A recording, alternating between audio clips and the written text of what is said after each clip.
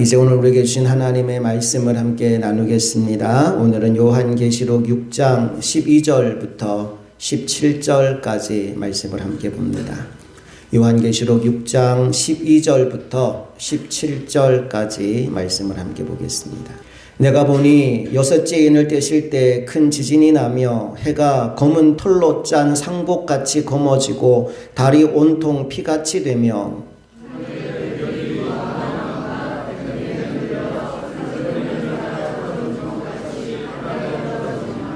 하늘은 두루마리가 말리는 것 같이 떠나가고 각 산과 섬이 제자리에서 옮겨지매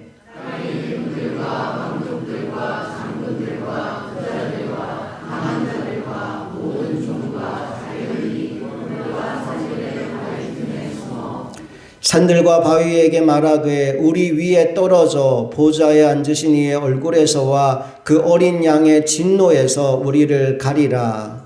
그들의 진노의 큰 날이 이르렀으니 누가 능히 서리요 하더라. 아멘. 오늘은 진노의 큰 날이라는 제목으로 하나님 말씀을 나눕니다.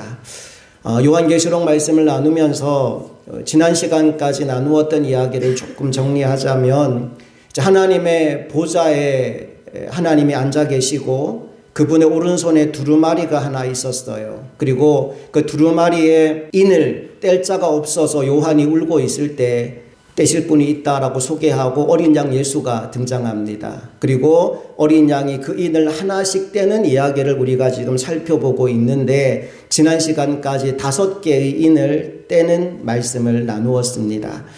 표를 가지고 간단하게 정리를 좀 해드릴게요. 먼저 6장 1절과 2절 말씀을 보면 첫 번째 인을 떼시는데 그때 말이 한 마리 등장합니다. 첫 번째 생물이 오라라고 명령했더니 무슨 말이 나왔다고요? 흰말과 탄자가 나옵니다. 활을 가지고 있었고 면류관을 받았고 이기고 또 이기려고 했다라고 말씀이 나와요. 이 말씀은 해석하자면 순결하신 예수님을 사칭한 적그리스도의 모습이라고 설명할 수 있을 것 같아요.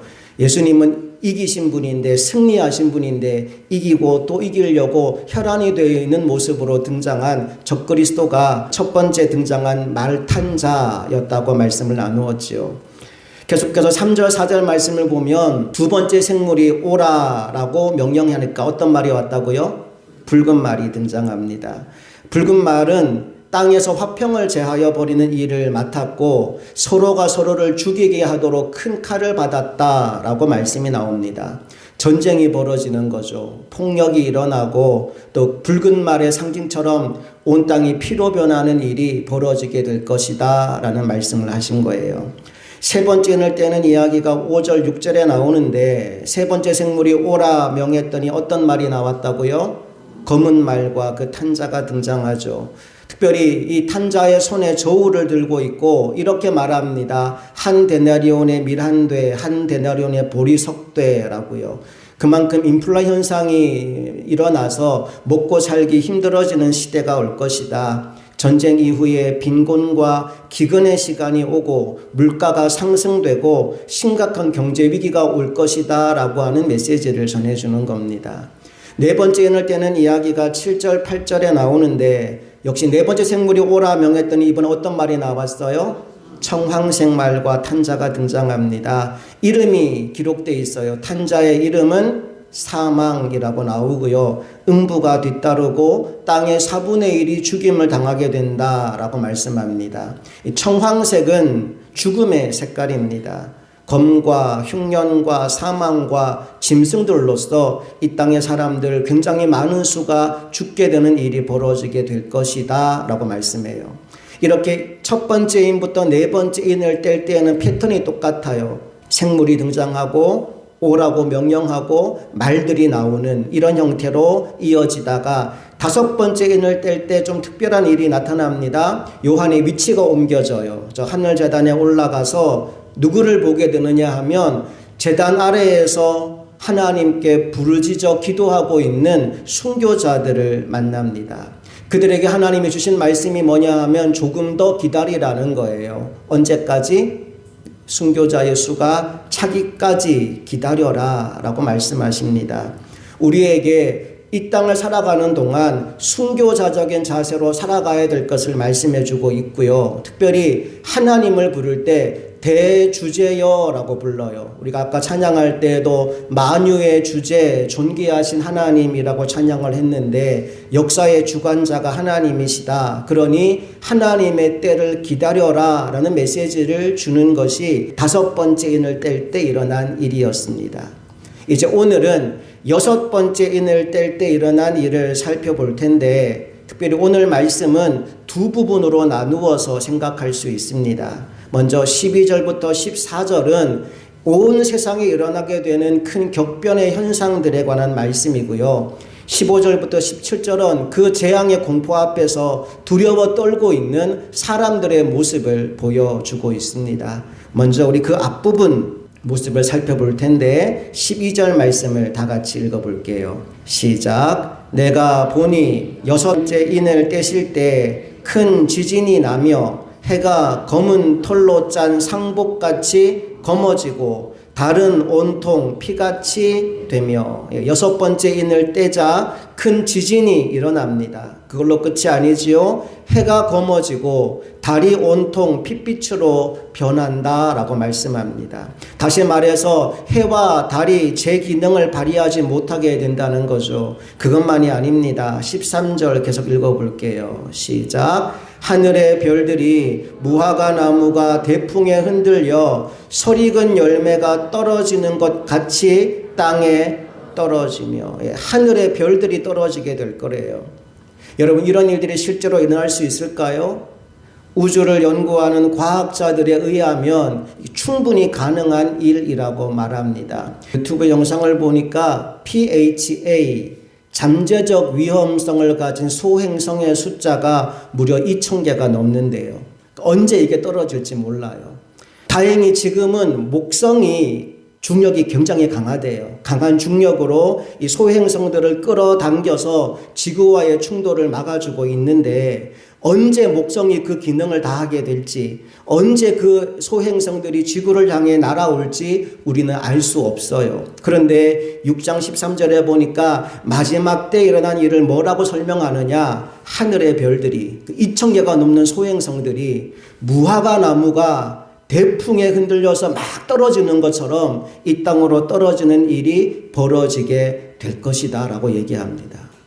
과학자들이 지금 보고 있는 그게 이 땅에 떨어지는 날이 언젠가는 오게 될 것이라는 예언을 2000년 전에 이미 해놓은 거지요. 그런데 이걸로 또 끝이 아니래요. 14절 뭐라고 말씀이 이어집니까? 같이 읽어볼게요. 시작. 하늘은 두루마리가 말리는 것 같이 떠나가고 각 산과 섬이 제자리에서 옮겨지매. 하늘이 두루마리가 막 말리는 것처럼 완전히 말려진대요. 산과 섬이 제자리에서 다 벗어나는 일들이 벌어진답니다. 말하자면 이 세상이 더 이상 우리가 알고 있는 세상이 아니게 되는 겁니다. 이처럼 하나님의 진노 앞에서 영원하지 않은 것들은 다 사라지게 됩니다. 해도 달도 별도 하늘도 땅도 영원하지 않습니다. 그래서 다 사라집니다. 그러고 나면 뭐만 남느냐? 영원한 것만 남게 됩니다. 여러분 그렇다면 성경이 말하는 영원한 것은 무엇일까요? 첫째, 예수 그리스도가 영원하십니다. 히브리서 13장 8절 말씀 다 같이 읽어볼게요. 시작. 예수 그리스도는 어제나 오늘이나 영원토록 동일하시니라. 아멘. 변함없으신 분 예수 그리스도가 영원하십니다. 둘째, 우리 주님의 말씀이 영원합니다. 마태복음 24장 35절 다 같이 읽어볼게요. 시작. 천지는 없어질지언정 내 말은 없어지지 아니하리라. 이 땅과 하늘, 이 땅에 있는 모든 것 다 사라지더라도 주님의 말씀은 영원하다라고 성경이 알려주고 있어요. 셋째, 하나님의 뜻이 영원합니다.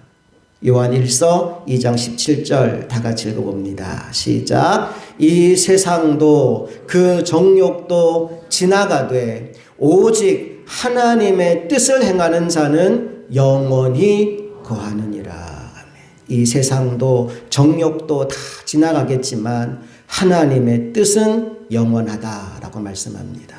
그러므로 나는 저와 여러분이 이 세상에 썩어질 것, 없어질 것, 그것을 붙잡기 위해서 아등바등 사는 인생이 아니라 영원한 것을 바라보고 영원한 것을 사모하며 살아가는 주님의 종들이 다 될 수 있기를 간절히 축복합니다. 자, 6번째 인을 뗄 때 영원하지 않는 이 세상에 속한 모든 것들이 사라지게 됩니다. 그때 땅에 속해 있는 사람들이 어떤 반응을 보이는지 이제 15절 이하의 말씀을 통해 살펴보겠습니다. 15절 다 같이 읽어볼게요. 시작. 땅의 임금들과 왕족들과 장군들과 부자들과 강한 자들과 모든 종과 자유인이 굴과 산들의 바위 틈에 숨어 무서운 재앙이 임하자 이 세상의 사람들은 그 재앙을 피하기 위하여 숨기에 바쁩니다. 여러분, 그들의 문제가 뭘까요? 임금인 것이 문제가 아니라 땅의 임금인 것이 문제입니다. 왕족인 것이 문제가 아니라 땅의 왕족인 것이 문제예요. 장군인 것이 문제가 아니라 뭐가 문제예요? 땅의 장군인 것이 문제입니다. 무슨 말이냐 하면 그들의 관심은 온통 땅에 있었기 때문에 재앙이 올 때 견딜 수가 없는 거예요. 그래서 그들은 재앙을 피해서 숨으려고만 합니다. 그러다가 이 세상에 더 이상 숨을 곳이 없다는 사실을 알게 되었을 때 이런 태도를 취하게 됩니다. 16절 읽어볼게요. 시작. 산들과 바위에게 말하되 우리 위에 떨어져 보좌에 앉으신 이의 얼굴에서와 그 어린 양의 진노에서 우리를 가리라. 모든 관심이 온통 땅에 있었던 사람들의 마지막 모습이 이렇게 묘사됩니다. 그들은 산과 바위가 자기 위에 떨어져서 보좌에 앉으신 이의 얼굴에서와 어린 양의 진노에서 자기들을 가리어 줄 것을 부탁합니다. 여러분, 가만히 생각해 보면 사람들이 제일 무서워하는 게 죽음이에요. 그래서 정말 심각한 중병에 걸린 사람은 자신의 생명을 조금이라도 더 연장시켜 준다면 내 전 재산도 아까워하지 않는 모습을 보이기도 합니다. 그만큼 죽음이 두려운 거지요. 그런데 오늘 말씀을 보니까 죽음과 비교도 안 되게 두려운 것이 있음을 알게 됩니다. 그것은 바로 어린 양의 진노에 노출되는 겁니다. 그래서 차라리 산이나 바위에 깔려 죽을지언정 우리 주님의 진노만큼은 피하고 싶다라는 이야기를 하고 있는 거죠. 로마서 1장 17절 말씀에 이런 말씀이 나와요. 복음에는 하나님의 의가 나타나서 믿음으로 믿음에 이르게 하나니 기록된 바 오직 의인은 믿음으로 말미암아 살리라 함과 같으니라. 복음에 뭐가 나타난다고요? 하나님의 의가 나타납니다. 하지만 그게 전부가 아닙니다. 바로 이어지는 18절 말씀을 같이 읽어봅니다. 시작. 하나님의 진노가 불의로 진리를 막는 사람들의 모든 경건하지 않음과 불의에 대하여 하늘로부터 나타나나니. 보십시오. 하나님의 의와 하나님의 진노는 동전의 양면과 같습니다. 그래서 하나님의 의를 입지 못하면 하나님의 진노에 노출되고 마는 겁니다. 10절 말씀에서 순교자들은 하나님께 탄원의 기도를 올렸습니다.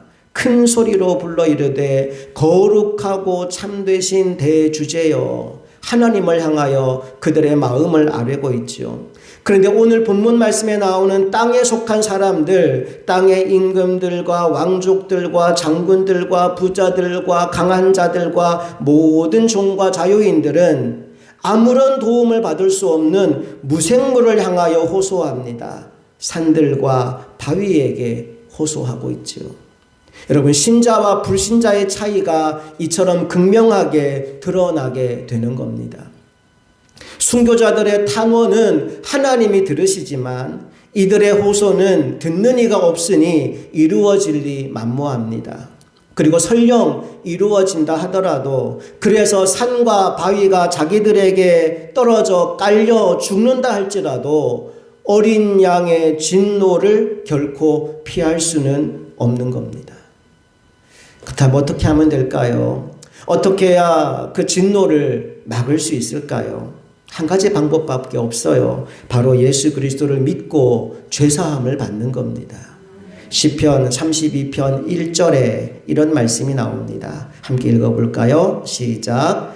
허물의 사함을 받고 자신의 죄가 가려진 자는 복이 있도다. 여러분, 죄는 산과 바위로 가리는 것이 아니라 주님이 가려주셔야 합니다. 다시 말해 이들에게 필요한 것은 산과 바위가 아니라 예수 그리스도의 십자가 복음인 것이죠. 지난주에 나누었던 9절부터 11절 말씀에 다섯 번째 인을 떼었을 때 내용이 이렇게 나왔었지요. 순교당한 영혼들이 자신의 피를 언제 갚아 주시겠느냐고 호소합니다. 그때 주님이 이렇게 말씀하셔요. 11절을 다시 한번 함께 읽어봅니다. 시작. 각각 그들에게 흰 두루마기를 주시며 이르시되 아직 잠시 동안 쉬되 그들의 동무종들과 형제들도 자기처럼 죽임을 당하여 그 수가 차기까지 하라 하시더라.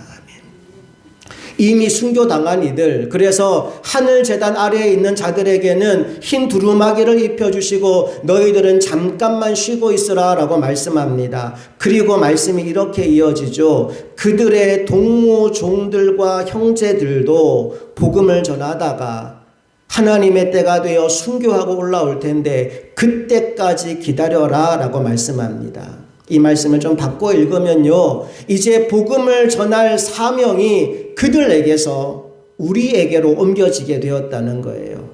그들의 동무종 형제들 속에 믿음의 길을 걸어가고 있는 우리들이 오늘 내가 포함되어 있다는 사실을 여러분 기억하시기를 원합니다. 그러므로 순교한 영혼들이 잠시 쉬는 동안 그 수가 차기까지 우리는 복음 전하는 일을 반드시 해야 합니다. 오늘 우리들이 복음을 전하지 않으면 땅에 속한 영혼들은 어린 양의 진노를 피할 방법이 도무지 없기 때문입니다. 이제 마지막 17절 말씀을 같이 읽어볼게요. 시작. 그들의 진노의 큰 날이 이르렀으니 누가 능히 서리요 하더라. 하나님의 어린 양의 진노의 큰 날이 왔을 때 능히 설 수 있는 사람이 누구입니까? 라고 질문합니다. 그리고 7장에 들어가면 그 답이 나오는데 여러분도 한 번쯤은 들어봤을 만한 인침받은 자 14만 4천 명의 이야기가 드디어 7장에 등장하게 되지요. 다음 주에 그 내용을 자세히 살피겠지만 그 수는 실제 수가 아니고 예수 믿는 사람들을 말하는 상징적인 숫자입니다. 당연히 그 숫자 안에 저와 여러분도 포함되어 있습니다. 자, 그렇다면 오늘 우리들은 뭘 해야 될까요? 오늘 성경이 우리에게 들려주고 싶은 말씀이 무엇일까요? 세상에 속한 자들은 심판을 받지만 너희들은 해당 사항 없으니까 안심해라. 너희 이름은 14만 4천 명에 포함되어 있으니까 안심하고 푹 쉬어라. 이겁니까? 아니겠죠. 먼저 구원받은 우리들에게는 더 중요한 사명이 있습니다. 그것은 바로 한 영혼이라도 더 인침받은 14만 4천의 무리 속으로 들어올 수 있도록 세상에 속해 있는 사람들을 초청하는 일입니다. 산과 바위가 그들을 덮을 것이 아니라 주님의 보혈이 그들을 덮을 수 있도록 복음을 전하는 것입니다. 오늘 우리는 하늘이 무너지는 날을 준비하는 사람들입니다. 세상 사람들은 그런 일이 일어날 것을 모르고 살아요. 그래서 아무런 준비도 하지 않은 채 오직 땅의 것만을 바라보며 살아갑니다. 이제 나는 저와 여러분이 깨어서 준비하는 사람들이 되기를 원합니다. 또한 동시에 더 많은 사람들이 우리와 함께 믿음의 길을 걸어갈 수 있도록 복음 전하는 일을 게을리하지 않는 주님의 종들이 다 되시기를 간절히 축복합니다. 함께 기도하시겠습니다.